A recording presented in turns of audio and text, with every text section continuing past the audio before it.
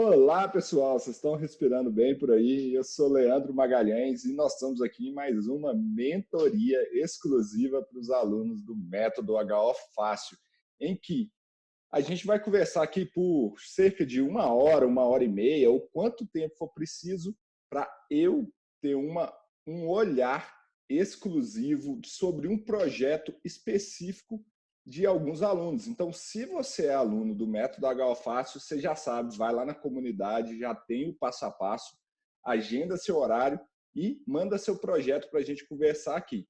A gente vai bater um papo e eu vou dar a minha visão, com a minha expertise para te ajudar. E se você ainda não é aluno do Método HO Fácil, fique tranquilo, acompanhe aqui, vai ter muito conhecimento legal aqui para eu compartilhar. E hoje eu estou com a Juliana. Ela é aluna da turma de outubro de 2019 e a gente vai falar sobre aqui uns agentes bem complicadinhos. A Ju vai explicar melhor quem que ela é, da onde que ela o que é esse projeto dela, mas posso te falar, se você já está trabalhando com processos que tem chumbo e ácido sulfúrico, essa mentoria aqui é para você, vai ajudar muito. Mas vamos lá. Vou passar aqui para a Ju, para ela se apresentar um pouquinho, falar de onde que ela é e contar um pouquinho mais. Ju, a palavra é sua, obrigada. Vamos bater um papo aqui hoje. Vamos lá. Bom, meu nome é Juliana, né, como o Leandro disse aí, e eu trabalho mais com a área de perícias, né, acaba não sendo, às vezes eu acho que foge um pouco da área da higiene ocupacional em si, eu acabo ficando um pouco restrito por não poder utilizar, de repente, todas as ferramentas ou aplicar 100% dos conceitos, né. E aí, como o Leandro comentou,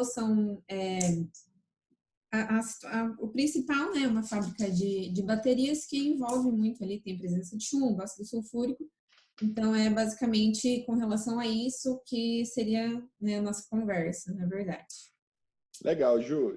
Explica um pouquinho para o pessoal sua formação, né? Você é engenheira química, então você já tem um, um, um background assim, né, de química, mas conta aí como é que você chegou até a gente, como é que você entrou nessa turma de outubro de 2019, conta aí um pouquinho para a turma. Como é que você Vamos me lá. conheceu, né? Uhum.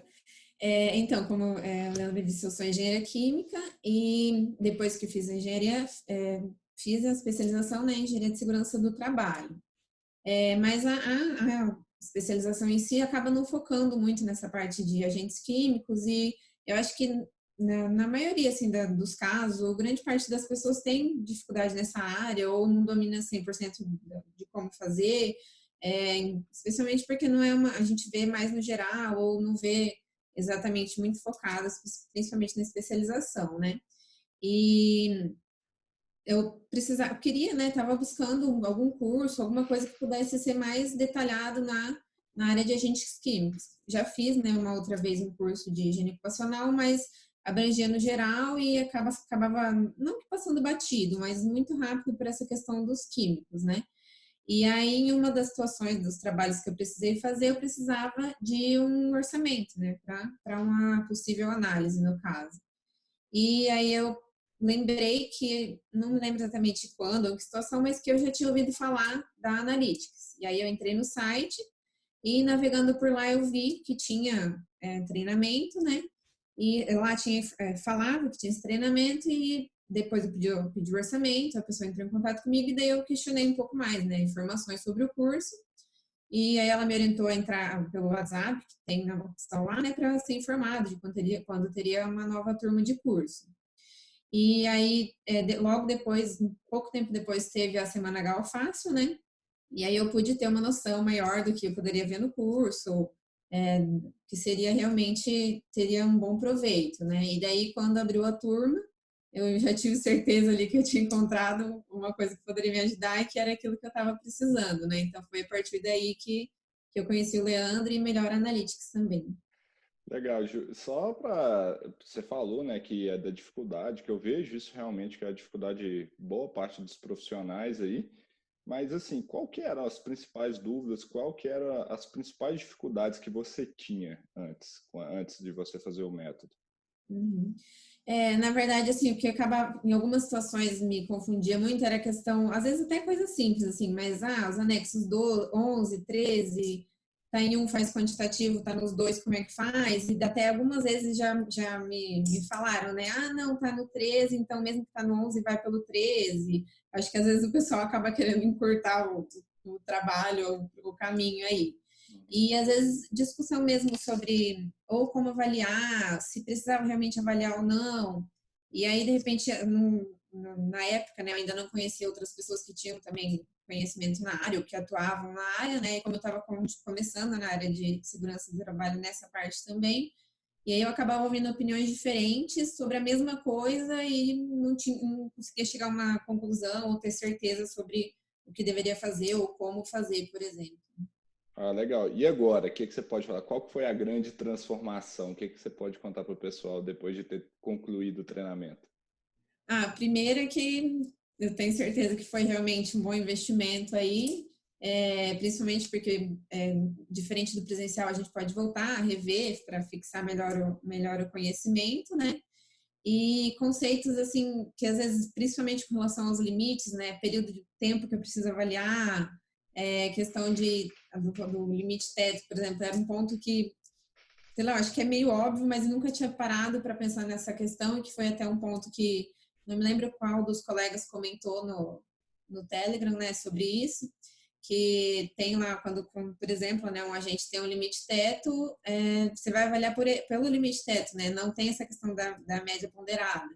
E o que eu via, por exemplo, é lá, tá marcado teto ali, não pode ser ultrapassado, mas antes de fazer o curso, por exemplo, eu faria avaliação como TWA, que já estaria errado, né? Então, foram coisas assim, o plano de amostragem, as coletas, a questão da própria programação, né, dos equipamentos, bomba, e eu acho que no geral foi muito bom, assim, para poder clarear um pouco mais, e uma das questões também, né, é o foco e atenção que você tem que realmente que dar antes de começar tudo, né, ver ali, conhecer o processo, eu acho que às vezes acaba passando meio batido ou meio por cima assim dessa questão também, e o que acaba às vezes fazendo com que a gente cometa erros, né, que poderiam ter sido evitados. É, isso que você falou foi bem legal, Ju, porque é o seguinte, se a gente coletar errado, não entender bem o limite, né? Como você falou, o que que ia adiantar você coletar uma amostra do tipo média ponderada no tempo, se o limite é teto? Tava tudo errado, você não ia concluir nada. Isso aí era uma coisa, principalmente que você trabalha com muita mais perícia, né? Seu resultado ia comprometer seu lado e seu nome nisso, né? Então, eu acho bem legal isso. Por isso que eu falo, a hashtag que eu sempre falo é limite é rei, ele que manda. É Então, verdade. se a turma não souber isso aí, vai perder. Mas legal, bom saber dessa sua transformação, que era uma engenheira química que estava começando na área, Uhum, que tinha essas dificuldades de entender o que é limite, como coletar. E agora, né? A discussão que nós vamos ter hoje aqui vai ser muito mais profunda e vai ser muito legal. E eu tenho uhum, certeza que a turma que vai assistir essa mentoria aqui vai curtir demais. uhum. Eu comento que é assim, a questão de perder o medo dos químicos, né? Você vê ali, preciso de uma análise química, se você não tem os conhecimentos, ou pelo menos já tem, né, uma noção, você se assusta ali, mas pelo menos agora já dá para ter uma tranquilidade maior nessa questão aí. Então, posso falar então que depois do método H-Fácil, a Juliana perdeu o medo dos químicos. Isso aí. Ah, show de bola. Então vamos lá, Ju, apresenta aí pra gente o caso. Vamos lá para dar uma olhadinha para a gente ver o que dá para a gente trabalhar junto nisso. Uhum, vamos lá. Bom, até deixei meio que anotado, separado aqui para acabar de conseguir fluir bem, né? Tá. Mas é basicamente como eu tinha comentado com você, né? Uma Uhum. fábrica de baterias e tem ali os setores, né? Os diferentes. E o principal deles, né? O primeiro que eu queria comentar é o setor de montagem. Lá eles têm as partes das baterias, né? Separa as placas, passa pela máquina envelopadeira ali que se separa e tal. Tem todo o processo, depois eu até separei as fotos caso a gente queira ver, né? Acho E legal, a aí, gente pode mostrar também. Se você puder compartilhar, vai ser ótimo. compartilho sim. Depois, qualquer coisa, se não conseguir compartilhar por aqui, eu te mando e daí você deixei até aberto aqui. Tá, E eu vou, enquanto a gente vai explicando aí, eu mando pelo Telegram para tá. você. E aí tem uma das partes que tem soldagem com maçarico ali mesmo, né? Soldagem dos polos da bateria. Uhum. E tem todas essas etapas aí, né? E Certo. aí, nessa empresa em questão, eles fazem, ao meu ver, assim, né, visitando ali, já fiz, né, um trabalho nessa empresa, tenho um novo trabalho para fazer, mas pelo que eu pude ver lá, assim, eu acredito que o principal mesmo, que o que tenha de agente, seja o chumbo mesmo, né? E aí, nesse caso, a empresa faz, né, as avaliações quantitativas, mas depois, pelos cursos e aprendendo, eu vi que realmente não dá para a gente confiar ou pegar isso como base, que o certo mesmo é a gente fazer a nossa própria avaliação, né? E aí, depois, pelas fotos, depois eu vou mandar aqui, talvez dê para ter uma noção melhor do que das etapas, né, que teriam maior exposição. Uhum. E aí, uma coisa que eu vejo que agora dá para melhorar mais, né? Seria exatamente essa questão que eu comentei de ter um foco maior de ver ou no conhecer o processo em si, né? Ver acompanhar mais assim, ter uma descrição melhor das atividades, ou conhecer melhor o que pode ser liberado ali, né? Não só uma visita ou uma olhada rápida assim no processo, né? E aí o que eu vejo que eu não fazia, mas que agora posso começar a fazer, né? É a questão do inventário, né? Dos produtos químicos com todo aquele detalhamento, né? Atividade, frequência que a gente viu no curso, né? Então o que eu acho que nessa questão que na prática em si, né? Que o que eu posso fazer a partir de agora é essa questão do inventário dos produtos químicos, né? Que aí eu acho que nesse ponto, acho que entra uma diferença entre, no caso, só as perícias que fixa, né, na NR15 e pela HO, que eu acho, a meu ver, pelo menos, não sei se o que você vê ou o que você pensa, mas que a meu ver, ficaria meio que pararia nesse ponto a questão das perícias, que no HO a gente vê que a gente categoriza, né, os agentes para ver o que a gente vai avaliar primeiro, o que vale a pena avaliar ou não, mas no caso de perícias, por exemplo, não tem como a gente fazer isso, né? A gente precisa avaliar tudo. Então, eu acho que nesse caso, no meu caso, por exemplo, aplicaria essa parte que a gente viu depois, né? Do inventário, da PRHO, a meu ver também nessa questão com relação ao inventário e PRHO, eu não sei se seria isso, mas que você precisa, né, do inventário para fazer a PRHO e que ela seria meio que uma continuação para a partir do inventário meio que você categorizar os riscos. Eu não sei se seria mais ou menos isso. Então, Ju, então seria nesse caso aí, você vai estar só com perícia, né? Você não vai estar prestando serviço de A consultoria, não. princípio, sim. Tá, e o que eu entendo, assim, pode te ajudar muito, mas talvez eu faria, eu acho que o inventário é igual você falou, eu já estava assim, nossa, a primeira coisa que eu faria, e agora com o HO Fácil Web, você vai ver como você é aluna do curso, assim que sair a versão de teste aí, vocês vão receber. Uhum.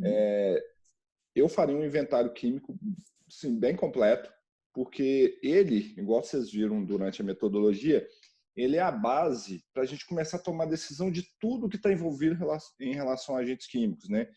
Então, eu faria esse inventário bem feito. Eu sei que às vezes a perícia é um tempo curto que você vai ter, mas eu nem que seja você mandar previamente para a empresa e pedir eles para fazer, isso pode te ajudar, ir lá em campo, você faz uma verificação, porque a gente sabe que as empresas vão tender a esconder o jogo. Sim, uhum. Mas eu acho que pode ser uma ferramenta para você ganhar tempo. Pedir eles para só fazer uma descrição, pelo menos, descrição do processo. Isso eles não têm como esconder de você, porque você vai ver diferente. Então, descrição do processo, algumas etapas, igual a gente tem lá de temperatura, essas coisinhas todas eu pediria anteriormente a eles. Já a questão dos agentes químicos, dos produtos, já vai estar rolado no processo, então já vai estar um pouquinho mais, nesse caso aí, descrito, né? Que você vai olhar aquilo que está lá, como perícia. Você não vai ter que fazer uma grande investigação, não ser aquele cientista e o artista, né?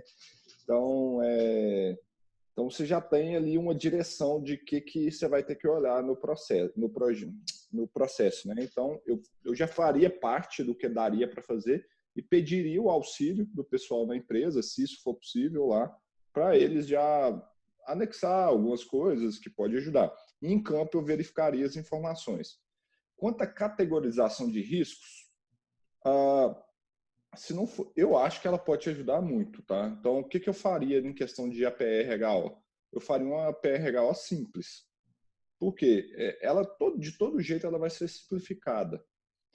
Para quem não sabe, que está vendo aqui que é a APR-HO, é a análise preliminar de riscos voltados para a higiene ocupacional. É uma das principais ferramentas que a gente tem para fazer um reconhecimento correto de riscos, categorizar, saber o que tem que avaliar ou não, o que é prioridade ou o que não é, né?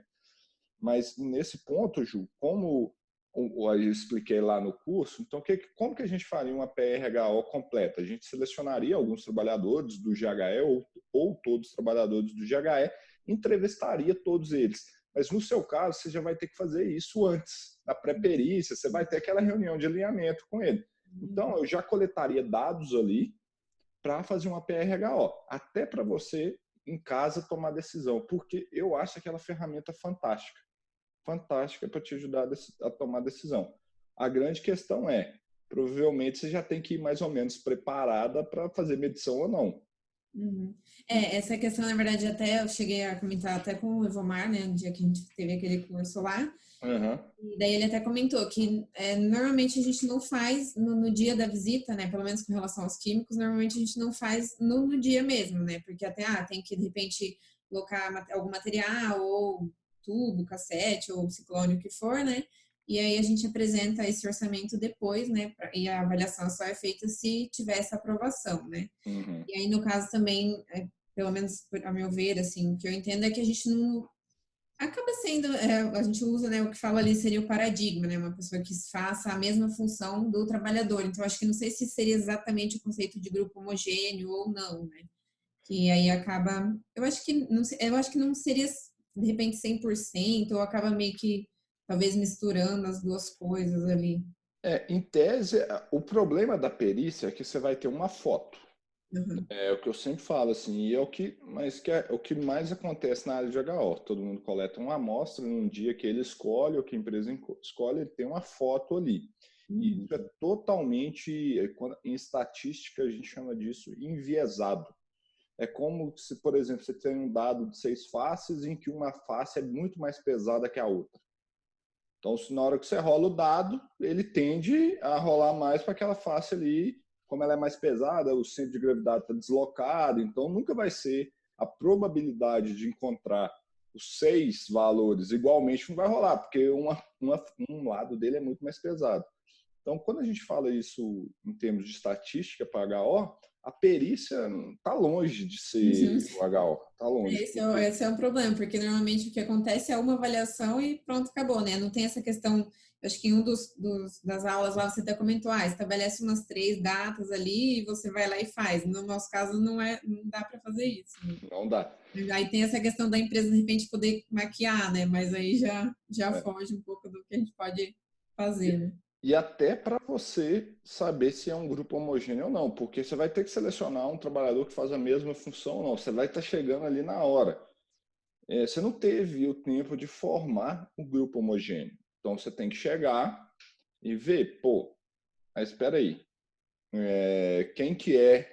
Ele fazia parte, esse cara que eu vou mostrar aqui que era a mesma função, mas será que é o mesmo grupo ou não? Você vai ter que partir de pressupostos, que sim, e vai ser uma foto. Eu falo assim, eu acho, na minha opinião, Leandro, perícia é loteria, tá? É tipo total. É. E muitos trabalhos de HO também é totalmente loteria.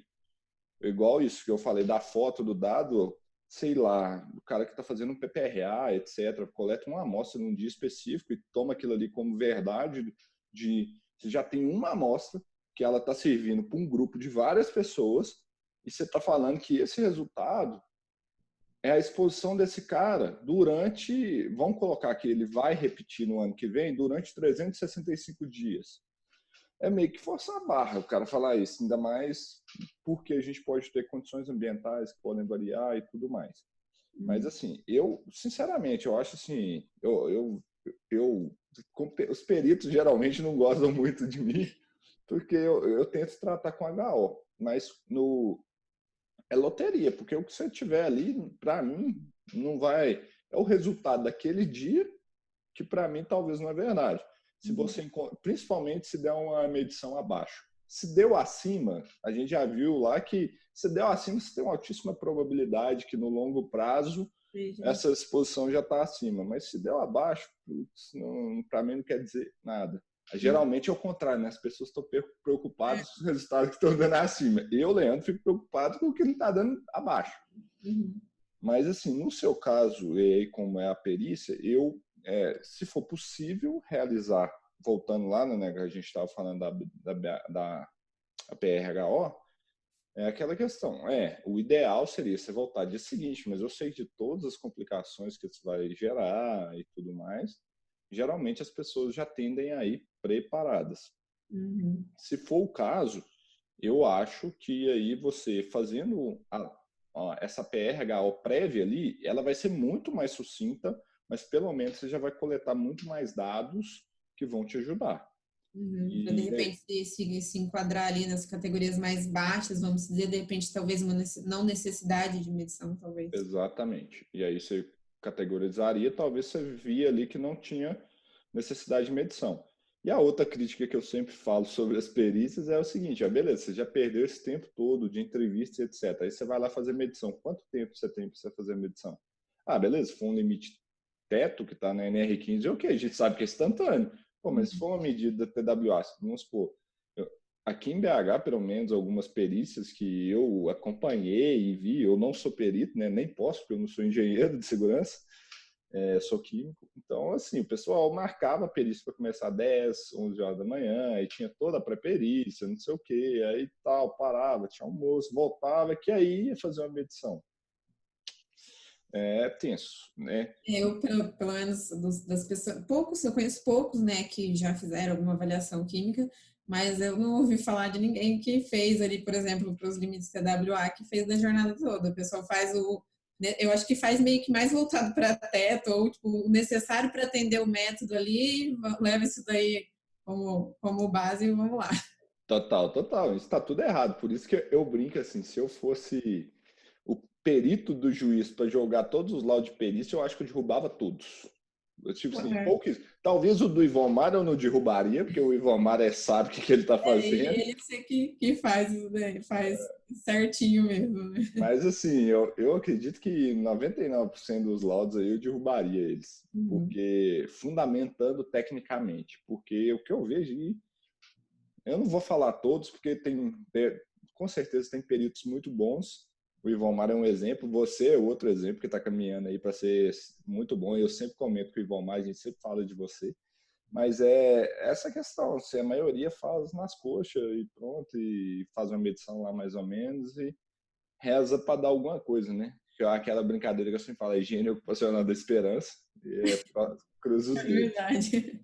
Mas, assim, eu acho que outra coisa que eu aprendi muito, isso aqui no Brasil, pouquíssimas vezes são feitos até em trabalhos de HO, tá?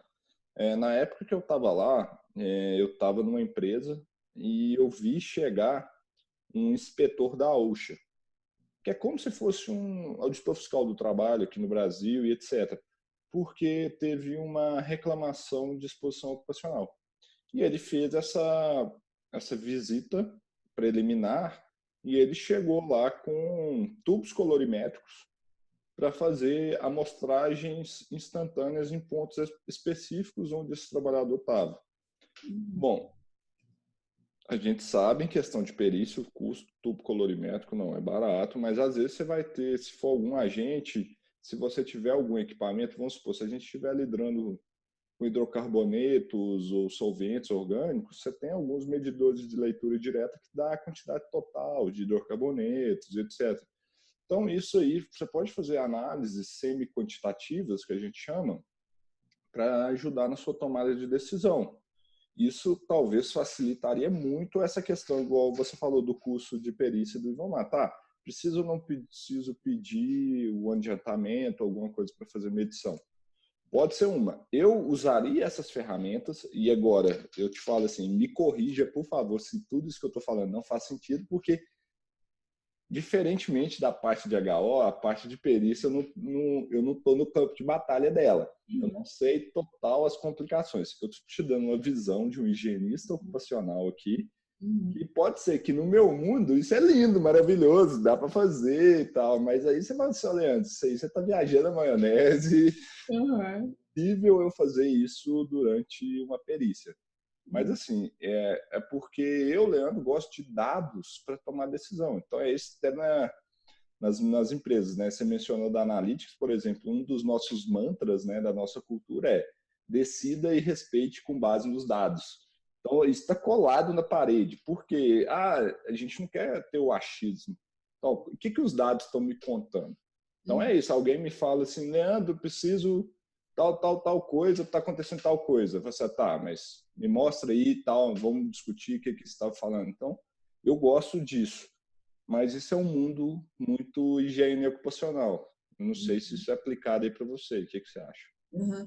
Eu acho que talvez essa questão seria interessante, sim, claro, né, a questão da PRHO, mas o que eu acho que às vezes acaba restringindo um pouco, ou a meu ver, pode ser que não também, é a questão, por exemplo, se é um agente que está no anexo 11, ele é quantitativo. Então, eu estava até comentando com o Evomar no último curso que a gente fez aí em BH, é quantitativo, a gente precisa medir. E daí, às vezes, que eu acabo ficando com um pouco de dificuldade, depois talvez até comentar com ele, ou se você que você entender, né? Uhum. De repente, essa questão, às vezes, fazendo essa avaliação preliminar qualitativa, a PRHO, eu vejo que talvez não teria necessidade dessa quantitativa, né? Mas aí já entra essa questão, é quantitativo, então precisa avaliar. Daí eu acho que às vezes acaba esbarrando um pouco esses dois pontos aí, né? Assim, eu, Leandro, entendo que não precisa medir, tá? Porque não é medir tudo. Eu e o Valmar, a gente concorda em muito, mas tem alguns pontos que a gente discorda, mas assim, eu respeito muito a decisão dele, porque ele tem anos e anos e anos e anos de experiência fazendo perícia e eu tenho zero, né? Eu nunca fiz. Então, assim, eu acho que se você usa uma boa ferramenta para te ajudar numa análise qualitativa, ok, não tem porquê. Vamos te dar um exemplo simples, tá? Vamos colocar uma faxineira que usa álcool etílico 70% para fazer limpeza de vidraça. Então ela molha a flanelinha, limpa a vidraça e tal. Sabe? Aí eu, Leandro, como higienista ocupacional, que é a minha experiência de campo. Beleza. Quantos litros ela usa de etanol 70% ali durante o dia? Não, hoje eu acho que é menos ainda, é 40%, não sei porque não pode Eu ser acho que inflamável. uhum. É menos etanol ainda. Então, quanto que ela usa? Então, isso aí, se eu fizer uma PRHO, uma das coisas que eu já vou medir e falar assim, cara, essa exposição é insignificante. Eu já consigo, com base em dados qualitativos, tomar uma decisão de perícia, ainda mais a gente olhando o limite na NR15, é TWA 780 ppm. Cara, é muito alto, Ju. Tipo assim, a probabilidade é imposto de etanol anidro, o cara tá lá na bomba, assim, o frentista. Eu, sendo muito sincero, poucas vezes eu vi algo que fosse quantificável, mas que chegue perto a 780 ppm é só se for uma condição, assim, triste do cara trabalhar. Então, assim, eu vejo, por exemplo, isso qualitativamente eu já conseguiria descaracterizar. Eu não pediria uma medição nisso. Só que o quê? Que eu sempre falo, né? Tudo que está escrito está bem fundamentado. O que eu vejo o maior erro, e aí talvez quem está assistindo aqui pode estar pensando com bloqueio com isso, mas isso não vai ter validade. Cara, mas primeira coisa tem que escrever e justificar tecnicamente. Não é só assim, não preciso medir, não. Aí você vai dar muito baixo. Se você colocar isso, não tem fundamentação técnica alguma. Então, assim, a minha interpretação, tá? Pode diferenciar um pouquinho da dele. Se eu tiver boa fundamentação técnica e teórica e qualitativa daquela exposição, eu não vejo a obrigatoriedade da medição. Eu vejo que talvez poderia ter essa junção, né? Eu posso apresentar assim, uma boa justificativa fundamentada e caso ainda assim eles queiram, tudo bem, tem o orçamento, se eles aprovarem, a gente mede, não tem problema. É o que eu faço todo dia lá na Analytics com a equipe. A gente vai, roda PRHO, roda aqueles métodos VHR de quantificação, mostra para o cliente, olha, isso aqui pelas descrições que você me apresentou e tudo, não faz sentido medir. Ah, mas eu quero medir. Beleza. Você entendeu? Se você quer medir, beleza. Então tá. Então, ou aí às vezes as pessoas, até em ordem de prioridade, pega um que tem uma ordem, quando você roda o VHR lá, tem uma ordem de prioridade lá em cima, que o cara tem que medir a todo momento, e o outro que está lá embaixo. Ele inverte, não, eu quero fazer isso aqui e tal agora. A gente não pode fazer nada. Se o cara quiser pagar para você medir, você já tentou de todas as formas possíveis e impossíveis. Então, é igual eu brinco, assim, eu falo para os meninos lá, não dá para brincar, não dá para brigar com a pessoa, mas eu dou um exemplo do carro. Você vai chegar lá, os pneus do seu carro estão ok. Se você chegar no revendedor e falar assim, eu quero trocar os pneus do carro, ele fala assim, não, mas não precisa, tem muita borracha ainda. Não, mas eu quero trocar. Você não vai trocar, é a mesma coisa. Você vai decidir a questão.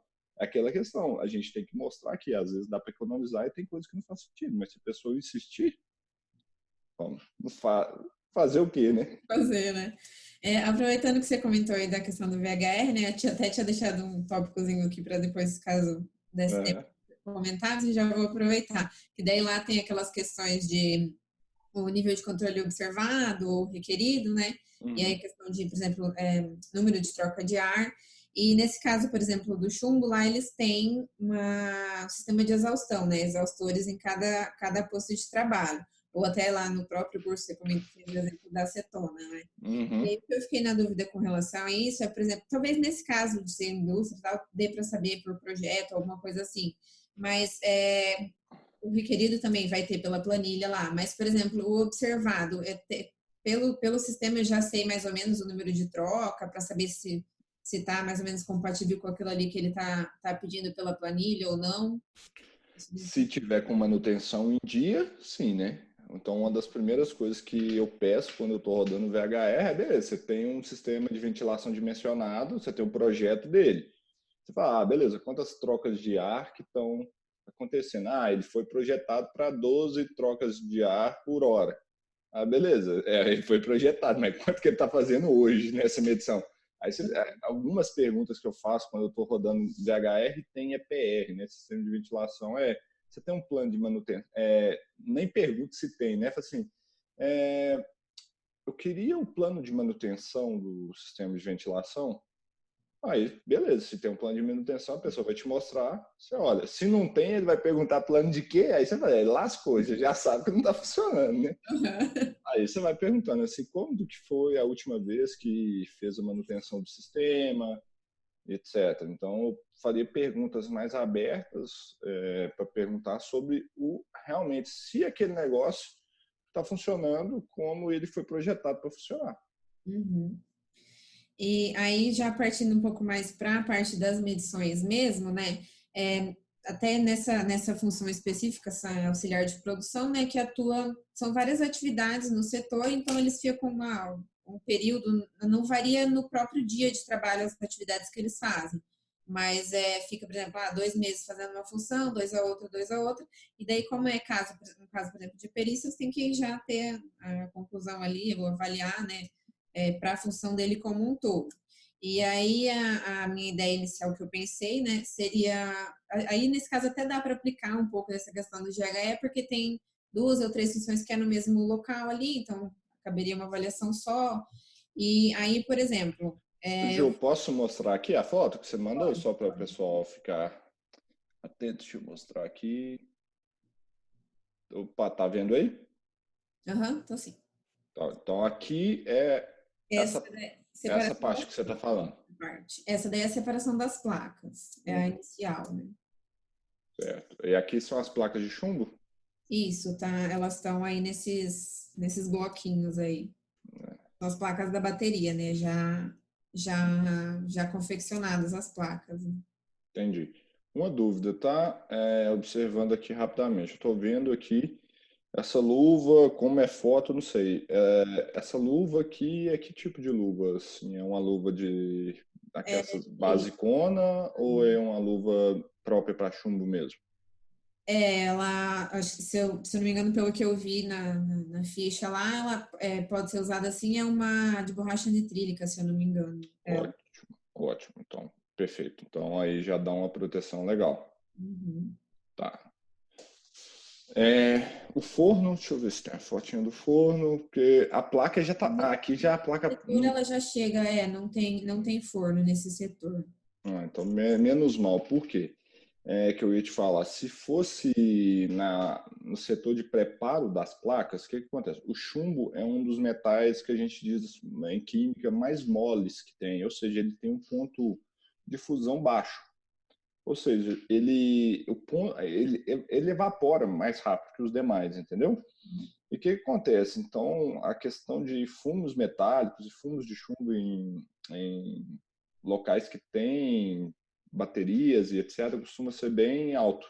Uhum. Então, preocupa, porque eu vejo aqui que eles estão com o uniforme não protege totalmente, entendeu? Tem parte exposta. Então, como é um agente extremamente tóxico, bioacumulativo e tudo mais, eu me preocuparia com algumas exposições via pele aqui que possam ocorrer, tá?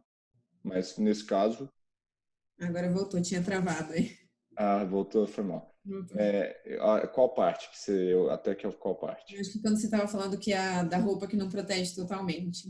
Tá. Então, ele tem partes do corpo expostas, Uhum. que nesse caso me preocuparia um pouquinho, porque poderia ter alguma exposição via pele aqui, Uhum. e por a fundo de chumbo, como ele é muito tóxico, né? Então, nesse caso, é, deixa eu olhar aqui na NR15 se ele tem absorção na pele, Uhum. senão seria alguma coisa. Acho que não. Se eu não me engano, não tem. Uhum. Mas em termos de higiene ocupacional, com certeza o pessoal tem que preocupar quando se fala em chumbo aí, ele. Daí eu até ia comentar, acho que daí, voltando mais para a higiene ocupacional, daí seria um ponto, de repente, a se preocupar mais, né? Isso. Seria mais para, no caso de ter aquecimento, ou nesse caso que não tem também? Só se fosse, por exemplo, só a poeira em si. A poeira também, mas eu me preocuparia muito onde tem aquecimento, porque ele tende a volatilizar muito, né? Tipo, não volatilizar, mas formar os fumos, né, de chumbo. Ele vai, se você aquece, ele vai formar isso e ele condensa ele, por ele ser um metal com baixo ponto de ebulição, então ele tende a acontecer. Mas lógico que poeira é importante também, mas a poeira tende a ser visível e as pessoas tendem a proteger, né? Uhum. Fumo que é o mais complicadinho. Nesse caso aí, eu acabei de olhar na NR15 aqui, Ju, não tem absorção pela pele, não. Uhum. Tá, aqui então nós temos as placas e Isso. aqui é uma capela, um sistema de exaustão, que é esse que você estava Isso questionando. isso. E como que atividade, o que que ele faz aí? Ele só faz essa separação e coloca nesse carrinho do lado aí as Hum, placas. tá. Tem alguma geração de poeira, alguma coisa que ele corta ou ele só separa mesmo? Não, ele só separa. A meu ver, acho que a foto seguinte aí é na máquina envelopadeira. A meu ver, seria um pouco mais. Tem essa parte do lado aí que está escrito máquinas, é como se fosse não uma capelinha, mas uma coisinha mais fechada. Eu acho que talvez ali teria uma geração maior de poeira, mas não seria todo o tempo. Pelo que eles comentaram, tem um período de, vamos dizer, de limpeza ali dessa máquina, daí geraria uma poeira maior. Mas olhando assim, eu não vejo que tenha essa poeira durante toda a jornada, por exemplo. Tá, mas ela envelopa, porque o que que acontece? Essa fábrica aqui é uma fábrica que faz bateria ou ela faz as placas? Não, ela faz a bateria, faz todo o processo e a bateria. Tá. É que ele envelopa ela para mandar para o Setor setor de ali, eles, produção. eles montam só, né? Então separa, vai montando a bateria até ela ficar pronta ali antes da carga, né? Mais montada já. Tá, mas agora é curiosidade minha mesmo. Por que que eles envelopam aqui e não manda ela sem envelopar? Porque eles colocam, tem os, não sei também de repente, né? Mas tem os, eu acho que não seria essa a palavra, mas um conjunto, um bloquinho de placas ali que formam um conjuntinho. Então, acho que seria para essa questão, para eles formarem e colocarem nos vasos depois da bateria, esses conjuntinhos aí já formar. Ah, tá. Então eles já montam a forma que ele já vai ficar dentro da bateria. Isso, vai para lá, depois eles nivelam tal, mas já vai colocando, organizando para depois só colocar na caixa ali da bateria. Tá, show, show. Entendi. Esse aí eles fazem nivelamento. E aqui gera poeira Tem também, mas não dá para ver, perceber pelo menos dispersa no ar, né? A gente vê pelo acúmulo aí, na mas bancada. olhando assim, visivelmente não dá para ver essa dispersão, por exemplo. Não sei se É, é um sistema de exaustão. mas o que que eu notei? Na luva dele, sobre a bancada aqui, dá para notar que tem um pozinho de chumbo que é interessante. Uhum. Até essa foto de cima, essa de baixo, e tem uma outra também que é tudo ali na mesma região, que de repente eu acho que caberia não uma, né, mas avaliação naquele ponto ali para as três funções. Assim, a meu ver aqui, pensando, como que é, tá dividido aqui? O pessoal, todo mundo faz todo mundo, ó, todo mundo faz tudo, tá dividido por Sim, mas tarefa. não é no mesmo dia todo mundo faz tudo. Eles meio que, 2 meses no lugar, você não tem um período pré-estabelecido. 2 meses no lugar, 4 meses faz outra função, 6 meses faz outra. Então não tem, mas, por exemplo, se naquele dia ele está fazendo aquilo, ele vai fazer só aquilo. Não tem. Nossa, isso é uma das coisas que mata a higiene ocupacional, tá? E quem for a consultoria que atende esse pessoal, se você tiver acesso, fala com eles que a primeira coisa que eles precisam dar de consenso é padronização de processos de pessoas lá, porque isso vira uma bagunça em termos de HO e vai acabar gerando muito mais avaliações, porque vai ser difícil você montar um GHE aqui. Uhum. Eu estou vendo, agora eu estou entendendo muito mais a sua dificuldade, porque aqui a sua medição vai ser uma foto total. Se você pegar o cara lá que está num dia que ele está separando as placas lá no início, a tendência é que a exposição dele a chumbo seja muito baixa. Uhum. Muito baixa. Apesar do limite já ser baixo, né?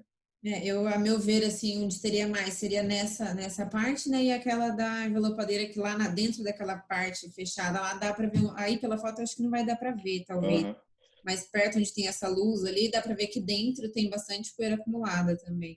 entendi. Então, assim, você tem que, no caso aqui, caramba, Então é, até essa questão que você comentou, que acaba bagunçando, porque no caso, por exemplo, a pessoa trabalhou lá, hoje já não trabalha mais. Então eu preciso considerar tudo. Aí isso que foi que me deixou um pouco na dúvida. Eu vou precisar avaliar, por exemplo, aí nesses dois casos, eles fazem funções diferentes, né, mas estão no mesmo lugar. Então, de repente, fazendo uma avaliação para os dois, eu já vou ter a concentração ali que eles vão estar expostos. Mas aí, por exemplo, eu for fazer para cada ponto de trabalho dele, vou ter que fazer uma avaliação, né, já que são pontos de trabalho diferentes. uhum. Mas depois, por exemplo, eu teria, não sei se de repente daí acaba fugindo um pouco indo mais para a área da perícia, daí fugindo da higiene ocupacional, talvez, não sei se, ou de repente você vai poder me dizer, ou alguma coisa assim. Mas, por exemplo, eu fiz a avaliação de todos os pontos.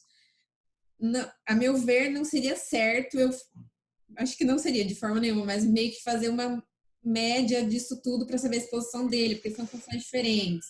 Aí Nossa, concluir por função, não sei se deu para entender o que eu quis dizer, mas entendi. bagunça tudo. Tipo assim, o que que a gente sabe sobre insalubridade? É que quando a gente, igual, vamos tratar só do anexo 11 aqui, que a gente está falando do chumbo. Quando as exposições estão acima do limite, você paga insalubridade. Então, assim, se a empresa tem isso bem caracterizado, em tese, se ele for trabalhar num ambiente que sabe-se que a exposição está abaixo, não precisaria pagar. Só que como você perita, você vai estar dando retroativo a 5 anos que o cara está lá. Então, Ju, assim, Leandro, não faria assim. Literalmente, média, eu acho que não funciona porque Você vai, de repente, acabar juntando uma atividade que tem muita com uma que não tem e você vai prejudica. estar fazendo uma média de melancia e abacaxi. Exatamente. diferentes. Então, não acho que não é boa, não. Aqui, sinceramente, você não vai ter muita saída, não. Você vai ter que pegar a sua pior situação. Da Pior pior situação e... atividade ali, né? Eu acho que, de repente, nesse caso, por exemplo, específico, eles não tinham nem, tipo, estabelecido ali, quanto tempo que o cara ficou em cada... ficou mais ou menos 6 meses aqui, ficou mais ou menos... Se tivesse, por exemplo, estabelecido certinho, de repente, por período e por função, seria mais fácil, né? Mas aí... É, essa empresa vai pagar o pato de não ter feito uma boa higiene ocupacional. Porque se você medir lá e der acima, ela vai pagar insalubridade. Mesmo que ele ficou 1 mês dos 5 anos que ele trabalhou lá acima do limite. Por quê? Aquilo que eu falei no início da nossa conversa aqui.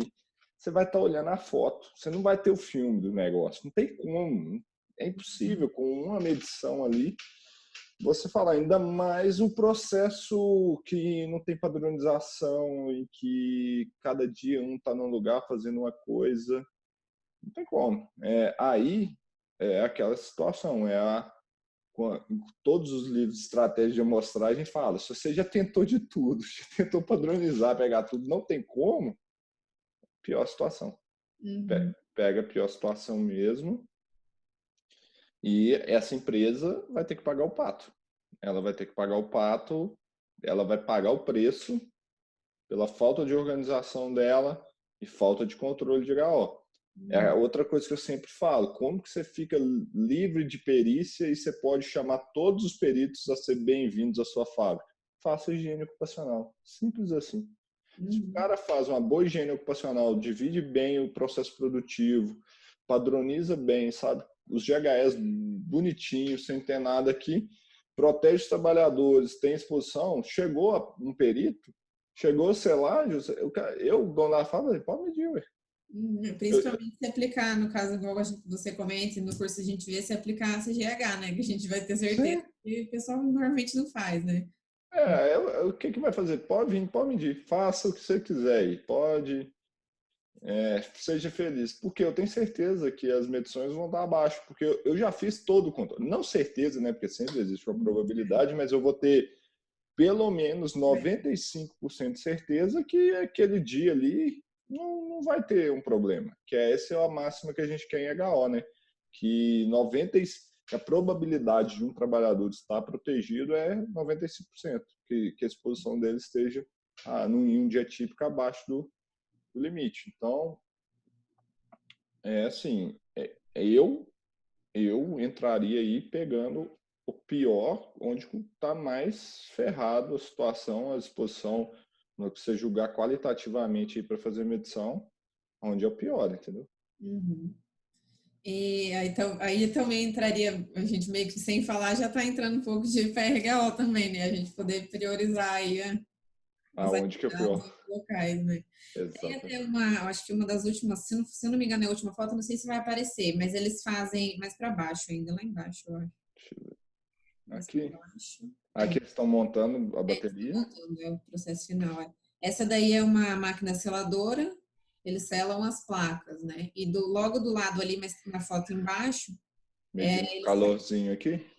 tem um pouco, mas a gente mediu porque o cara quis lá, porque eu já sabia que não ia dar, mas quis, média, né? Fazer o quê? É, E mas, aí acho que não dá para ver, mas eles usam esse bastãozinho aí, o maçarico, para fazer para soldar os polos das baterias, né?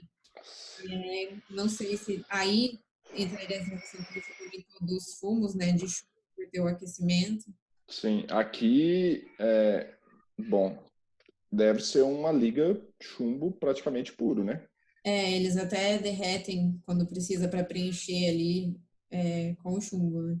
Aqui, eu te falo, e esse cara pode estar todo dia fazendo, ele pode estar lá um dia fazendo a separação e um dia ele pode estar aqui também fazendo essa solda?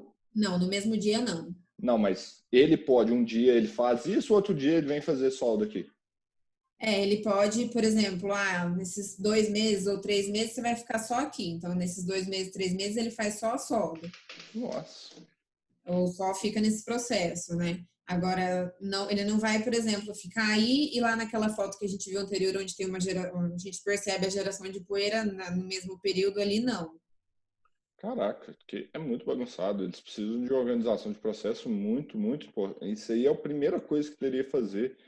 Porque o que acontece? Se a gente caracterizar isso aqui, claramente, tá? É um GHE diferente do que é primeiro. Se a Uhum. gente determinar bem quais são as exposições e quais são as exposições, as concentrações que esse GHE aqui está exposto, eu poderia até mover temporariamente esse trabalhador para cá, mas eu já sabia as proteções que eles deveriam ter. Uhum. Em termos de E-social, em anos de E-social, seria uma coisa que teria que fazer. Por exemplo, ele está lá num GHE, eu teria que emprestar ele para outro GHE em um tempo. Aqui, pelo que eu estou vendo, tem a solda, vou até tentar aumentar a foto aqui. Ups, foi mal. Não tem nenhum sistema de exaustão, né? Eu não me lembro se nesse ponto tem. Eu acho que não. Aqui é um ponto que pode ser crítico. Lembrando, deixa eu pegar aqui a NR15. Você vê a NR15 ou está na foto ainda? Ainda está na foto. Deixa eu ver aqui. Como é que eu troco isto? Novo compartilhamento. X11, achei. Viu a NR15 agora? Agora sim. Ó, a gente está falando de um limite de 0,1 miligrama por metro cúbico. É algo assim extremamente baixo. Uhum. Então, essa exposição a fumos aí, dentro de uma PRHO, se ele fizer isso por muitos dias, tudo bem que eu vi ali na hora que eu aumentei a foto e saiu a caixinha preta, ele usa um respirador. Todos eles usam. Respirador, protetor aditivo, luva, eles usam. Vamos lá, pergunta principal. Tem PPR? Tem. Ah, que bom. Fez fit test? Tem. Ah, menos mal. Fazem até acho que 2 por ano para cada Ah, trabalhador. que alívio. Pelo menos isso. O que eu tô vendo de lá, tipo, é falta de organização, mas ali, para mim, pode ser um ponto crítico, tá? De medição, que até para você validar se esse respirador aí atende Uhum. para chumbo, tá? Uhum. Me surpreendeu, ele tava com a peça semifacial, ó, um respirador semifacial, não era? Sim. É, Todos eles usam o mesmo. engraçado. Devem ter feito algumas medições, isso aí deve estar alto, porque em tese, fumos metálicos, você poderia usar até uma PFF2, né? Ali nesse caso, eles fazem todos os anos medições, né? E Hum. teve uma época que dava alta, e até eles querem tirar essa habilidade, porque agora fala que nas medições não dá mais, mas eles continuam usando a máscara. Então, Por quê, né? é. Em se tratando de chumbo, como ele é acumulativo, eu, Leandro, também continuaria usando máscara, Uhum. porque principalmente nas medições que são feitas aí. Mas ali, tá, Ju? Deixa eu até voltar. Opa, não, aqui no nosso Word que você me mandou, aqui. Essa etapa aqui, ó, para mim ela é disparado, sim, pode ser a mais crítica de exposição a chumbo, tá? Você Uhum. vai ter que realmente gastar um pouquinho de tempo em uma PRHO, literalmente, para tentar verificar qual que é a pior situação mesmo, porque aqui realmente vai depender. Tenta levantar quantas barrinhas que eles consomem por dia, Uhum. alguma coisa assim que Até essas barrinhas, né, eles só derretem, na verdade, quando não é o polozinho ali não fica do tamanho que eles precisam, né? hum, A maior parte do tempo é a solda dos polos mesmo, que já chega a bateria fechada. ah, tá. É só pontinho, você vê. Não, é só, tipo, é rápido, é só o pontinho ali mesmo para soldar, para fazer a tampinha ali, para Tá. fechar, né, vamos dizer. Mas se tratando de um limite de 0,1 miligrama por metro cúbico, pode ser que isso aí é significativo, até porque não tem nenhum sistema de exaustão. Se o cara fica o dia inteiro, 8 horas ali, pode ser que essa quantidade a que ele está exposto seja realmente interessante. Eu Uhum. estou te vendo aqui, a maior dificuldade, meu conselho seria realmente aí você realmente gastar um pouquinho de tempo, já viu, pensar, tentar elaborar agora com as informações que você tem, a PRHO, para tentar ver qual das situações lá é a pior situação e fazer medição de chumbo nela. Porque, pelo que eu vi aqui, um olhar do que você me descreveu, eu não descartaria exposições significativas, porque a gente viu que tem poeira, tem pontos de solda sem sistema de Exato. exaustão. Então, assim, uma medição para chumbo aqui, ela pode sim ser relevante e pode ter insalubridade, sim. Uhum. Do lado ali que tem a questão do aquecimento, eu acho que tem aquecimento também, mas acho que seria talvez menor a exposição do que essa, talvez eu acho que aí mesmo assim precisaria de duas medições, né? Porque vão ser, a meu ver, exposições a concentrações ou diferentes, né? Pelo menos que eu vejo aí. O que eu colocaria no seu laudo, tá, Ju, para tentar te proteger, pensando aqui agora, é o seguinte: eu descreveria que você vai ter que descrever isso no seu laudo pericial, mas que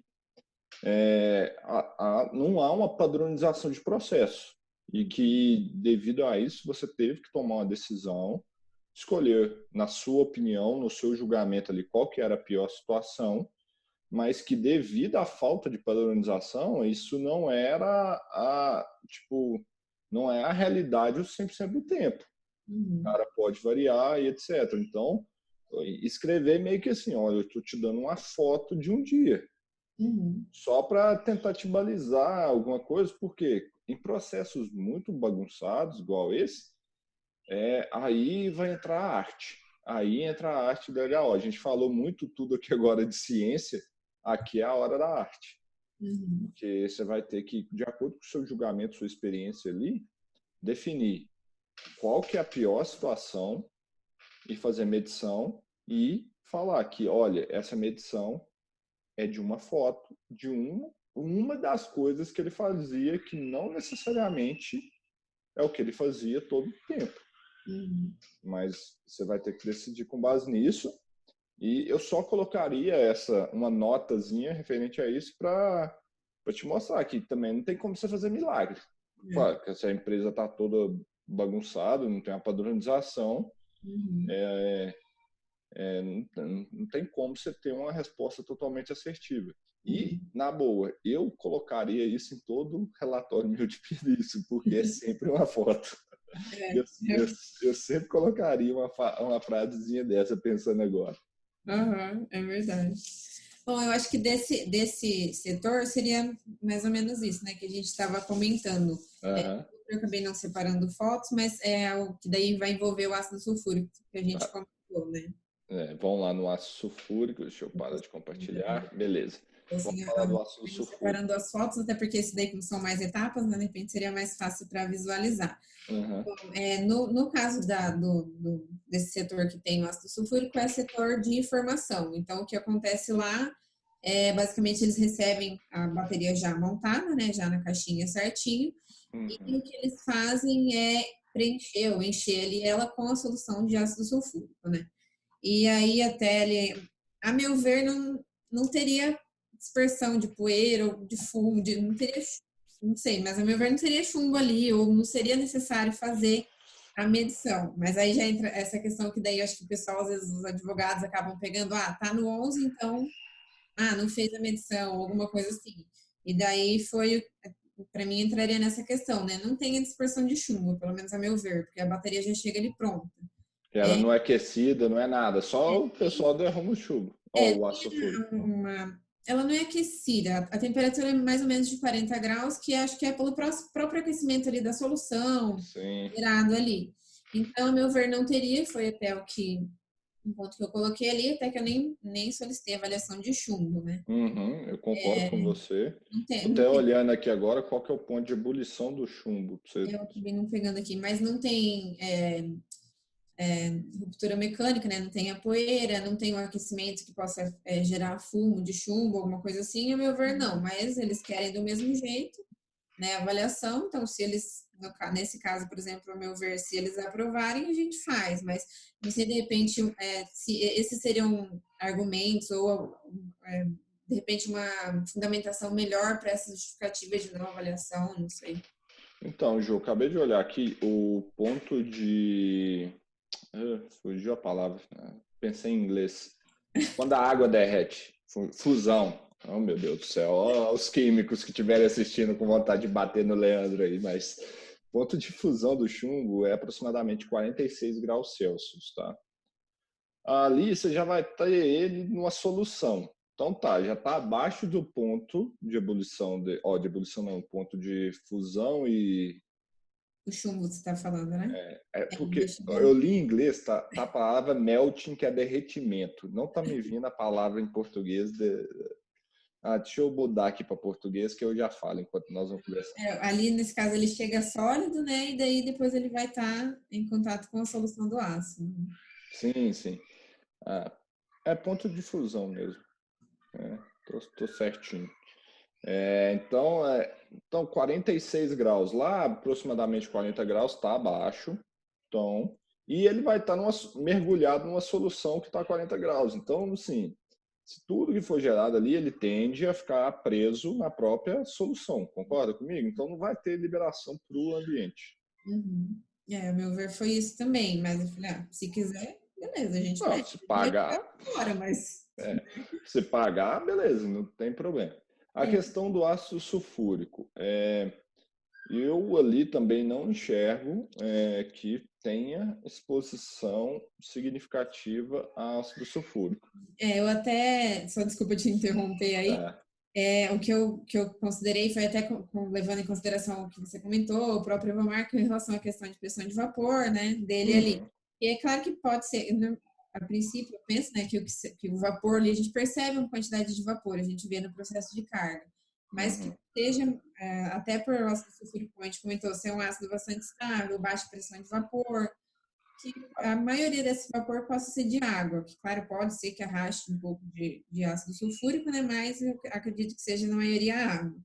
E aí até, eu não sei se existe alguma fonte, alguma coisa que a gente possa pegar essas pressões de vapor por temperatura, porque o que eu achei ali foi, né, mais fácil de achar, o mais comum é 20, 25 graus, e a gente acha uma pressão de vapor baixa ali, né? Então, o que eu pensei, minha linha de pensamento, de raciocínio ali, foi essa questão de ser um ácido estável, né?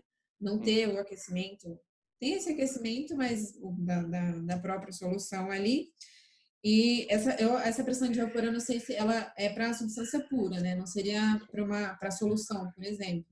Uma solução, essa pressão de vapor seria mais baixa ainda, ou daí não interfere, porque às vezes eu acabo tendo um pouco de dificuldade de relacionar essa questão. Sei que quanto maior a temperatura, maior vai ser a pressão de vapor, a tendência dele volatilizar, né? Mas a temperatura de ebulição, a pressão de vapor, com meio que ligar tudo isso daí para conseguir uma fundamentação ou uma justificativa mais sólida com relação a, de repente, essa... Porque pela NR15 o ácido sulfúrico é qualitativo, né? Então, Exatamente. tem a manipulação, então tá, beleza, só que é que a gente não pode usar CGH, mas pelas avaliações dele, no caso, se tivesse quantitativo, eu teria que fazer, mas pelas avaliações que eles fazem todos os anos, fazem inclusive mais de uma, dá inclusive todas elas abaixo do limite de quantificação do laboratório, né? Então, é claro que a gente não pode usar isso, mas você Mas fica... já é um indicativo. Então, é isso que eu ia chegar. Enquanto a questão da pressão de vapor, em breve, no HO Web, vai estar lá, a gente tem uma tabela com mais ou menos 15 mil substâncias químicas em que a gente vai dar a pressão de vapor de acordo com a temperatura. Você vai colocar a temperatura, ele já vai calcular. E ele vai fazer cálculos com a concentração também. É igual isso que você falou. Lá não é um ácido sulfúrico puro. Então, aí, só por alto, tá? A gente teria que usar a lei de Raoult, que a gente chama, que a gente tinha que achar a fração molar dele lá. Você lembra desse negócio? Pressão de vapor de misturas. Então, aí você aplicaria a pressão de vapor de misturas. Sabe aquela live que eu fiz sobre VHR? Que eu tinha uma planilhinha que eu disponibilizei, extras? Eu acho que eu não peguei essa, mas eu vi no curso. Isso, ela está lá. Então, você pode usar aquela planilha que eu disponibilizei. Aquela planilha nós estamos construindo para jogar ela para dentro do HO Fácil Web com a questão de variação de pressão de vapor. Então, ela está lá, está no módulo de VHR, tá? Essa aula está lá também. E aí é o seguinte, quanto menor a concentração, menor ainda vai ser a pressão de vapor dessa É uma substância. solução, acho que em média de 3 a 6% de ácido só, é Só? bem... Uhum.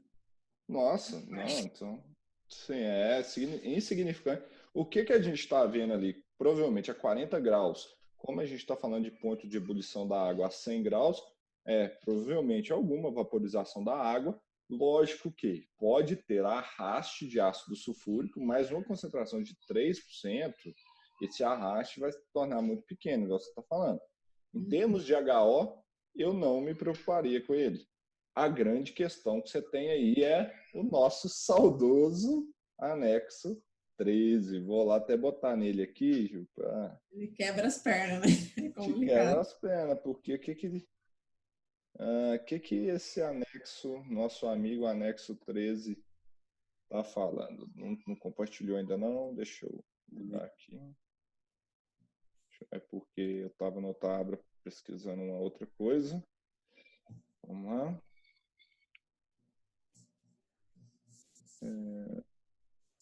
Anexo 13. Tá vendo aí? Agora sim. Então tá lá, fabricação e manipulação de ácido oxálico. Aqui você tem uma saída, tá? Se a gente for no juridiquês, é aquela brincadeira que eu tinha te falado uma vez, não tem ácido sulfúrico aqui não, tem Uhum. ácido nitrosulfúrico, então faltou uma vírgula. Uhum. Eu não sei se na escrita, no livro que tem lá, tem a vírgula, então a gente vai verificar. Então, em tese, você tem uma saída. Ou quem tiver, porque tinha que ter uma vírgula aqui. Fala, fabricação e manipulação de ácido sulfúrico. O que você pode pensar que aí aqui, anexo 3 é complexo, porque ele fala fabricação e manipulação de ácido sulfúrico e não de uma solução de ácido sulfúrico. Aqui, aí é interpretativo, tá? Eu lendo aqui, estou interpretando que era usar esse negócio puro.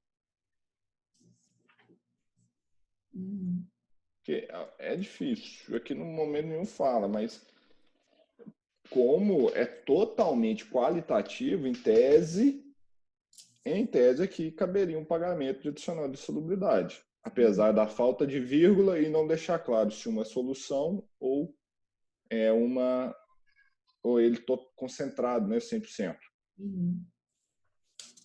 Eu tenho um livro aqui de 2016, estou dando uma olhada aqui para ver se Se tem a vírgula? tem a vírgula. Chumbo aqui. Chumbo não, ácido sulfúrico, né? Mais para baixo. Tá lá em salubridade grau médio, depois que passou de operações diversas.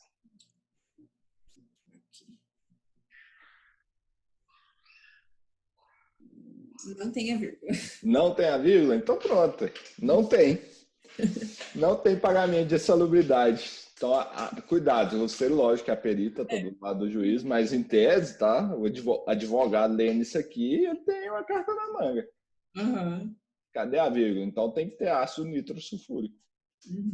E nesse caso, por ser uma solução, igual você comentou, a pressão de vapor vai ser mais baixa ainda, né? Total. Se a pressão já era baixa, se a gente calcular, vai ter que calcular quantos mol por litro tem ali, porque a gente vai precisar da fração molar.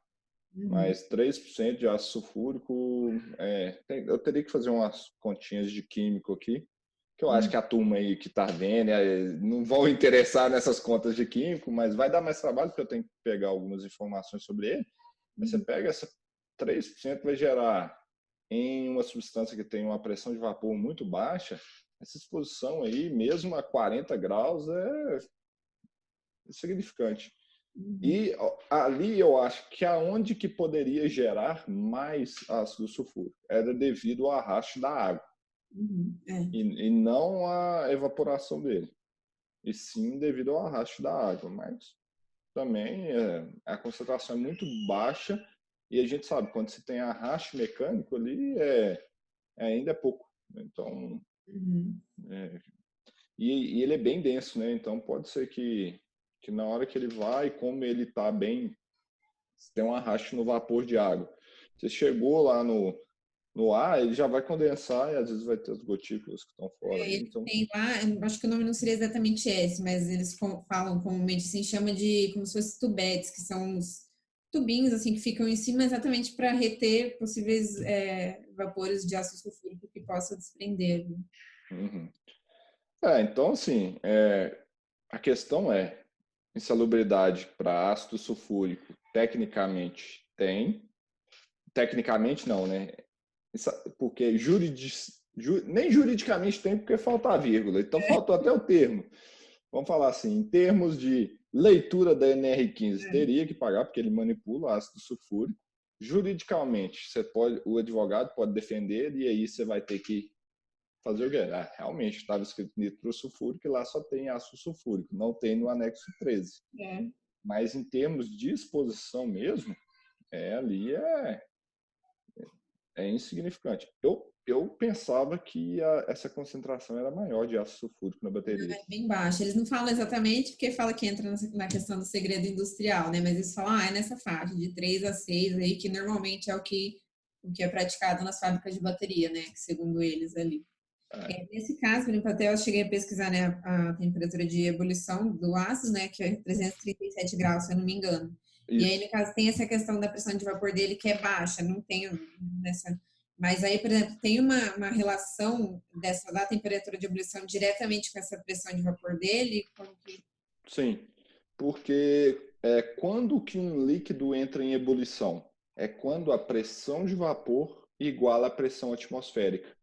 Então, se você tem uma pressão de vapor muito baixa, você tem que dar muita energia, você tem que aquecer muito ele para que a pressão de vapor dele, lembrando que quanto maior a temperatura, maior a pressão de vapor de um líquido, então, você tem que dar muita energia para que se aumente a pressão de vapor dele, para que a pressão de vapor iguale a pressão atmosférica. E aí ele entra em ebulição e começa a haver a transição de fases. Então, por que o ponto de ebulição da água é 100 graus Celsius? Primeiro, porque ela foi utilizada para definir que 100 graus Celsius era isso, né? Mas, vamos lá, é que a 100 graus Celsius, a pressão de vapor da água é uma atmosfera. Então, eu estou em BH, a água ferve, eu acho que a 97 graus. Por quê? Então, a gente está mais alto. Então, aí a pressão atmosférica é um pouquinho mais baixa. Então, você precisa dar menos energia para ela entrar. Então, a temperatura mais baixa, a pressão de vapor dela iguala. Então, aí é isso. Então, é diretamente relacionada. Quanto menor a pressão de vapor, menor o ponto de ebulição. Por isso que a gente pode... Um metal tirando o mercúrio, né, que é o único metal que é líquido, a pressão de vapor dele no estado sólido é zero. Mas à medida que... Mas o metal não tem pressão de vapor? Não. A partir do momento que ele funde, ele passa a ter pressão de vapor também. Todos os metais têm pressão de vapor. O chumbo é um dos metais que tem maior pressão de vapor. Chumbo, estanho, esses aí que a gente derrete facilmente. Entendeu? Entendi. E aí, no caso, eu acho que seria disso seria mais ou menos isso. E a pressão atmosférica, por exemplo, seria a gente definir ela pela região, normalmente. Eu olharia ali igual, tudo bem, igual onde eu moro aqui em BH é um pouquinho mais alto, mas do que, vamos supor, no centro da cidade. Mas assim, lógico que se você estiver subindo um morro, aí você olha daquela região específica, mas se for no geral, dá para olhar a pressão atmosférica no geral. Eu acho que seria isso. Nesse mesmo setor da formação de baterias, acho que eu cheguei a comentar com você quando a gente comentou que a gente iria falar, né? Esse daí já vai ser mais meio que uma orientação mesmo, porque eu não fui lá ainda, né? É um laboratório de controle de qualidade e eles fazem as avaliações ali. Eu acho que vai ser basicamente chumbo também, que é até o que consta nos VRA, essas coisas que eles anexaram no processo lá na época, né? O que eu sei que eles fazem ali eles fazem análise química e elétrica das baterias nesse laboratório, né? Faz ensaio dos padrões ali dos procedimentos, utiliza espectro de emissão óptica para análise química do chumbo. Acho que seria basicamente análise de chumbo mesmo. e nesse laboratório, né? Então, acho que seria aquela questão de conhecer mesmo o processo, que ele, se de repente utilizar algum outro reagente ou algum outro produto ali, fazer o inventário, possível a PRHO, e aí ver a questão de avaliação ou não. Acho que seria mais ou menos isso. Pelo que você me fez uma breve descrição aí, eu acho que aí, em termos de exposição, não vai ter quase nenhuma. Então, porque como que vai ser feito ali o chumbo? É emissão ótica, então você tem uma soluçãozinha ácida que você coloca num equipamento e você faz a leitura lá. Então, no geral, as exposições são bem baixas, mas uma coisa para você ficar atento é o seguinte, dependendo do volume, se o sistema de exaustão, que acontece? O espectro de emissão ótica vai ter que ter uma chama que queima aquela solução. Então, ele tem que ter um sistema de exaustão em cima dele.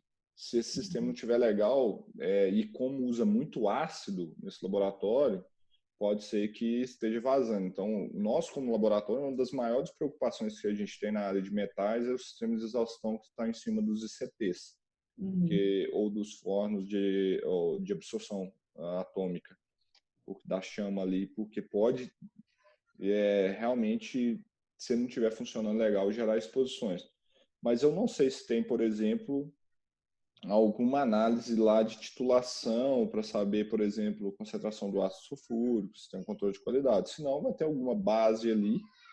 Só estou falando isso que, em termos de exposição, vai ser insignificante, mas vai ter o tal do álcool cáustico que pode te dar uma dor de cabeça. Uhum. Isso teve uma época que eu peguei já, mas aí eu acho que até teve uma das lives, né, que você falou.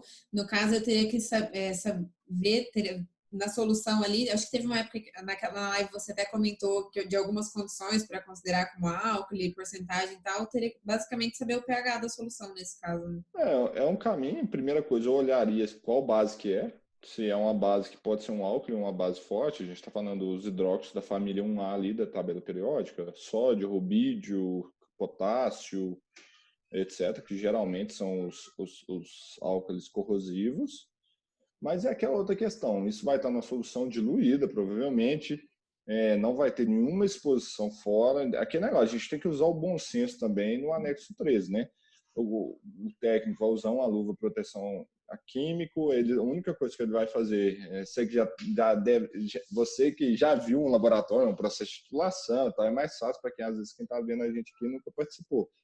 Então, mas ele vai só pegar uma vidraria, transferir, no máximo que pode acontecer é derramamento, é um acidente, caiu uns gotículos. Eu não vejo, mas pode ser, tipo assim, questões de questionamentos nesse laboratório, se tiver uma base, a galera te questionar de álcools cáusticos. E aí eu bateria qualitativamente. Ó, isso faz o menor sentido.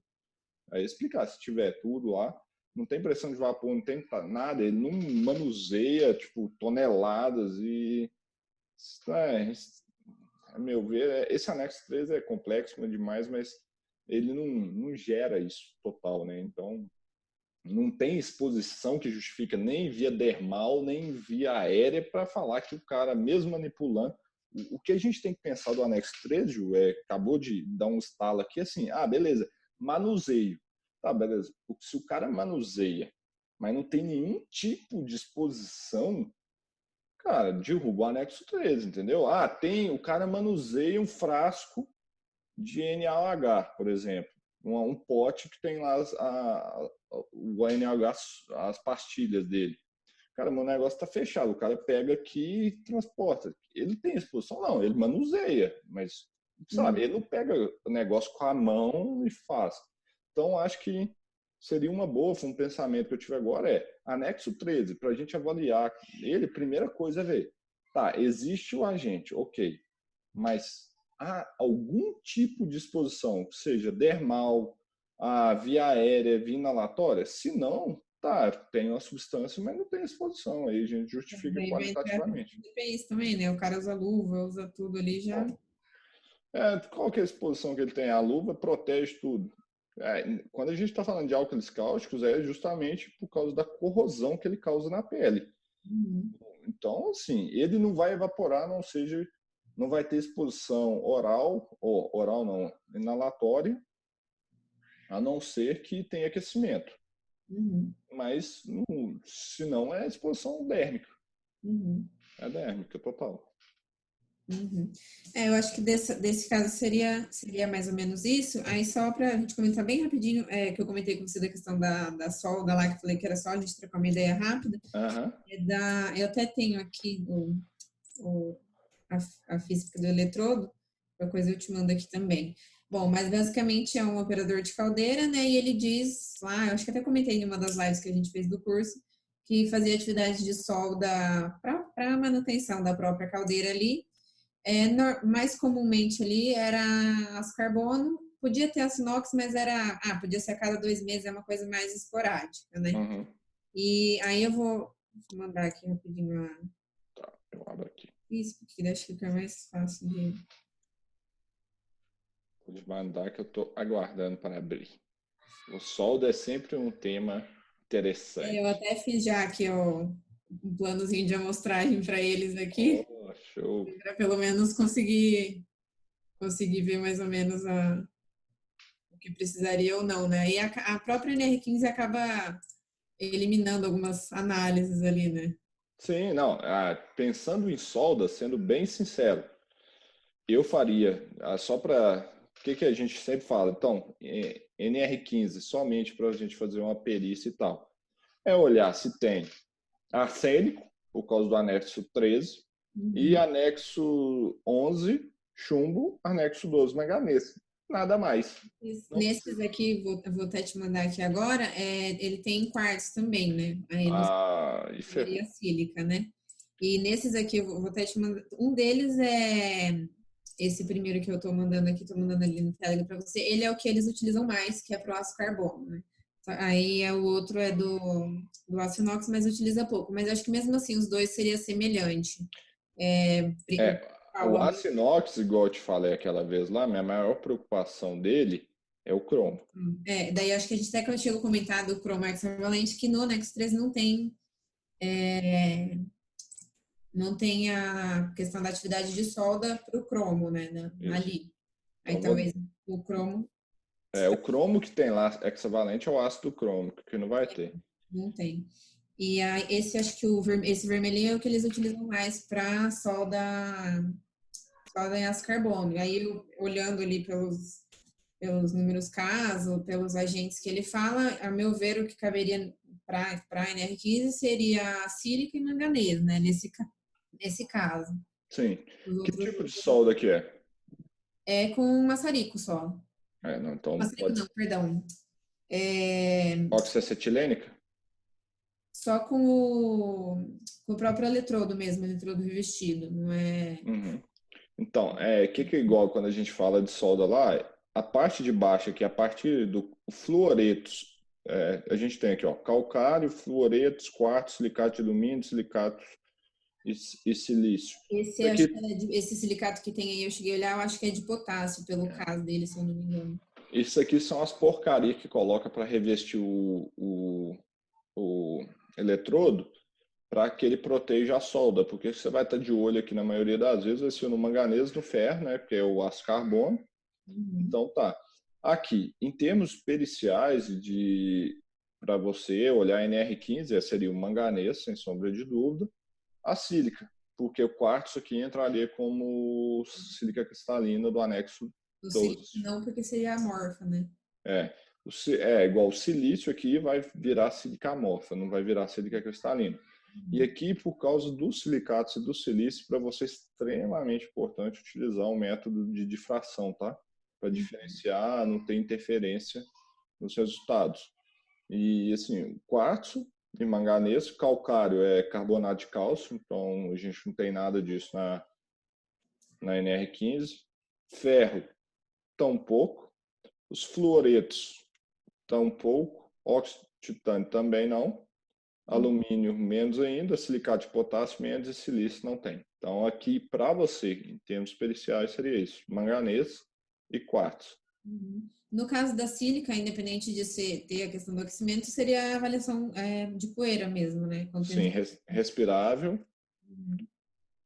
E eu vou abrir o outro aqui O agora. outro do aço inox, mas a composição do eletrodo, considerando a NR15, eu acho que as avaliações seriam basicamente. Eu até ia fazer a a planilhinha depois lá da plano de amostragem, mas eu comecei a fazer e vi que era a mesma coisa, né? Exatamente. Ah, depois eu até ia comentar que você comentou quando tem esses casos de solda, que normalmente tem o ozônio, né? Óxido de nitrogênio e dióxido de nitrogênio. O ozônio não tem na NR15. Mas no seu caso, não. Porque é solda oxiacetilênica a sua, né? Com maçarico e tal, tem queima. O ozônio, os óxidos são gerados em soldas com arco elétrico. MIG, Essa MAG, lembro sim. TIG. Não são essas, não. Então aqui, óxido de titânio também não. O cromo, isso aqui vai virar cromo hexavalente. E aqui, se fosse HO, tá? Isso aqui, ó, crítico do crítico, do crítico, do crítico. Eu tenho de 10 a 15% de cromo aqui, e a gente está falando de um limite na CGH de 0,0005, não, 0,0002 miligramas por metro cúbico. Então, extremamente crítico isso aqui. É muito cromo aqui nessa solda. Uhum. Ferro não tem, calcário também não, silicatos não, fluoretos não, óxido de potássio tampouco, quartzo, de novo, manganês, beleza, e tem o níquel. Se fosse a CGH, o limite de níquel também é pequeno, mas a gente teria que rodar um VHRzinho aqui para ver, mas menos de 1% talvez não seja tão significativo. Mas em termos de periciais mesmo, seria quartzo, manganês. Uhum. No caso, por exemplo, dessas soldas MIG, MAG, que geraria ozônio, óxido de nitrogênio e dióxido, o óxido de nitrogênio na NR15 ele entra como asfixiante simples, né? Nesse caso, em um ambiente aberto, seria relevante? Porque daí o que eu teria que ver seria a concentração de oxigênio, né? Nesse caso. Não, isso é insignificante. Ambiente aberto, você tem ventilação, troca contínua, sabe? Então, Uhum. é igual você chegar com um oxímetrozinho lá e já ver que não tem, mas nunca, tipo assim, eu me preocuparia se for uma solda pesada, vários soldadores dentro de um espaço confinado. Uhum. Para o dióxido de nitrogênio também, ou por ele ter valor teto, daí eu precisaria ver onde eu achar que é mais crítico para medir, no caso, para ele NR15, como eu não sei se para ele tem instantâneo ou não, ou caso não tenha, menor tempo, né, possível ali. Ele também não está na NR15, né? Eu, deixa eu ver aqui, eu cheguei a ver esse, tá, Nitrogênio, né? deixei até aberto aqui. Dióxido de nitrogênio tem, Ele é teto? é teto. Não, então tem tubo colorimétrico e tem medidor. Eu acho que tem oxímetros para ele.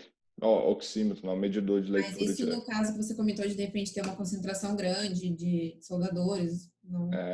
No geral também é insignificante. Uhum. E Porque, o que eles utilizam o maçarico ali, que eu acabei misturando um pouco as informações, eles utilizam para corte.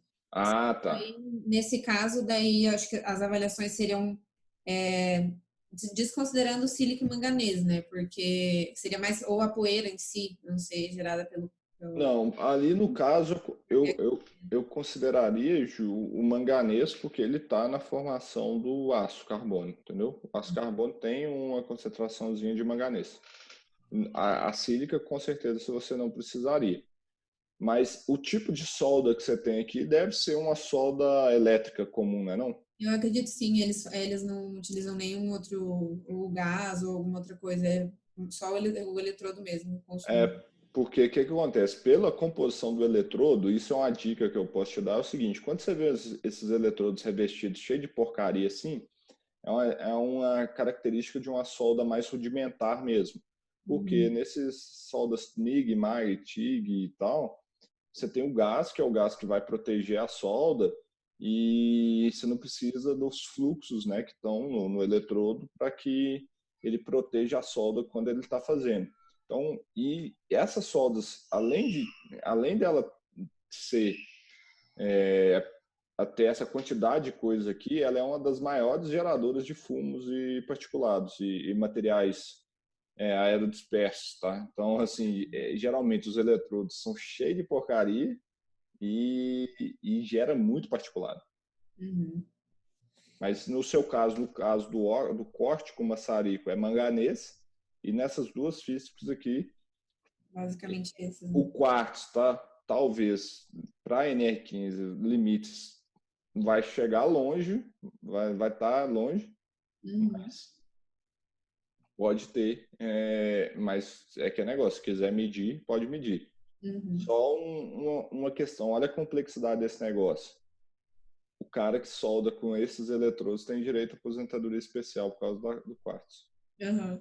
Olha que loucura que está na nossa legislação. É verdade. E aí, nesse caso, por exemplo, é bom eu especificar para o laboratório que é, no caso, por exemplo, o corte com maçarico, que vai ter o aquecimento ali para diferenciar para coletar se é fumo ou se é poeira do manganês, ou não vai fazer diferença? Para a gente no laboratório, não. Depois, você até explicou já, né? Depois que vocês vão avaliar, vira uma coisa só, mas para método de coleta também não. Tanto faz. É lá na hora que você. De repente, os limites da CGH, talvez, ou também seria só para o tipo de coletor de utilizar, talvez, ou não? Não, o coletor é o mesmo. O máximo que você pode fazer é, porque se você for no fumo, se você quiser, você usar um ciclone. Mas tirando isso, mas na NR15 ela nem estabelece isso. Não separa, né? Mas no seu caso aqui, você está sempre gerando fumo, porque o corte é via aquecimento e também como é que chama? A solda é via aquecimento também. Então você está gerando fumo em todas as pontas. Deixa eu ver. Tem nessa mesma, acho que até comentei com você também no último curso que a gente estava lá, essa mesma, como a função dele, né, operador de caldeira, ele faz a limpeza da fornalha que tem cinza. E eles falam, até apresentam no próprio processo, que tem estudos que falam que grande parte da composição desse bagaço aí é sílica cristalina, né? Cristalina? E aí até eles falam quando é lavado ou não, tem uma maior ou menor porcentagem ou não, e até a gente comentou, se o cara quiser mede, mas... a gente tem aquelas, a gente chama em HO bulk sample, amostra bruta, é coletar um pouquinho dessa cinza e mandar pra gente, eu te falo se é cristalina ou não, mas assim, eu fico surpreso. Sílica cristalina em bagaço, só se vier da terra, assim, da planta, eu acho difícil, estranho. Que eles usam no processo ali, ó, na usina, é uma usina de álcool, né? Daí depois eles queimam como combustível da caldeira o bagaço de cana. E aí nessas cinzas eles falam que tem essa sílica aí. Aí eu não sei se de repente por levar em consideração essa questão de a cana vir da terra ou não, mas no próprio processo, no processamento dela, ela acaba sendo lavada, né? Não sei daí se isso pode retirar. Olha, eu teria que pesquisar mais isso. Eu, Leandro, não tenho conhecimentos que tem sílica cristalina em bagaço. Realmente isso seria uma novidade para mim. Só se eu pensando em processos geoquímicos aqui, só se o bagaço da cana tem um alto teor de silício e na hora da queima ele fica vários tempos, temperatura altíssima, você vai oxidar o silício, ele vai formar uma sílica amorfa, e como está em temperatura altíssima, gera o quartzo, mas assim... todo aí tem que ter um processo químico violento ali. Então, mas assim, eu realmente desconheço isso. A gente pode, se eles quiserem, mandar uma amostra bruta, eu consigo dizer se tem quartzo ou não nessa cinza. Seria tranquilo. E só um último ponto aí, que eu acho que a gente até chegou a comentar, não sei se cheguei a comentar com você ou se foi só com o Ivomar no dia do último curso, com relação aos hidrocarbonetos, né? O pessoal considera ali, porque tem... Eu acho que eles acabam pegando muito substâncias cancerígenas afins. E enfiar tudo ali. E aí até tem alguns estudos também que eles listam os principais componentes da fuligem ali de hidrocarbonetos policíclicos aromáticos, né? Nenhum deles está no anexo 11 da NR15, e daí eu acho que exatamente por isso eles partem para o 13 e querem enfiar tudo ali como essas substâncias cancerígenas. Mas nem todos são tão cancerígenos, né? Então, e aí até pelo que a gente estava comentando, eu acho que foi, não lembro se foi com o Ivomar ou algum dos colegas lá, que ao nosso ver, assim, essas substâncias aí seriam, pelo menos as que são descritas, são derivadas do petróleo, né? Então, de repente, deveriam ser essas substâncias, não só porque é um hidrocarboneto policíclico aromático, que pode ser cancerígeno ou não, enquadrar nisso daí, né? Porque se for Apesar de que da queima da madeira eu esperaria isso, ou de qualquer matéria orgânica, a formação de HPAs, né, que são os hidrocarbonetos policíclicos aromáticos, eu esperaria, mas o petróleo eu espero mais. A tendência é maior de formação disso. Só que igual, só fazendo um parênteses gigante aqui, a gente está no desenvolvimento da Galface Web, a gente está igual, o anexo 13 fala hidrocarbonetos aromáticos, por exemplo, né? Então a gente está levantando todos os hidrocarbonetos aromáticos. Você não sabe. Tipo assim, eu, como químico, me surpreendi, Ju. Então, assim, quem escreveu esse anexo não tem menor noção do que ele fez. Porque, assim, é gigantesco. Eu acho que a gente chegou a 600 hidrocarbonetos aromáticos, sim, de uso industrial, que pode ter no mundo, são cacetada. Uhum. Então, assim, é uma loucura. Então, eu concordo com você. Então, nessa cinza, provavelmente terá HPA? Sim. Uhum. Mas ali, o que me preocupa? Como ela já vai estar fria, lógico, o cara não vai entrar dentro da caldeira com Eles ela. falam dos HPAs é mais na fuligem ali mesmo, né? Que seria liberada além da produção das cinzas, né? Sim. Ali me preocuparia muito o contato dermal também, tá? Uhum. Então, quando proteger bem o trabalhador quando tiver contato com essas fuligens, com essa cinza ali. Mas com certeza, fuligem pode ter HPA. Pode.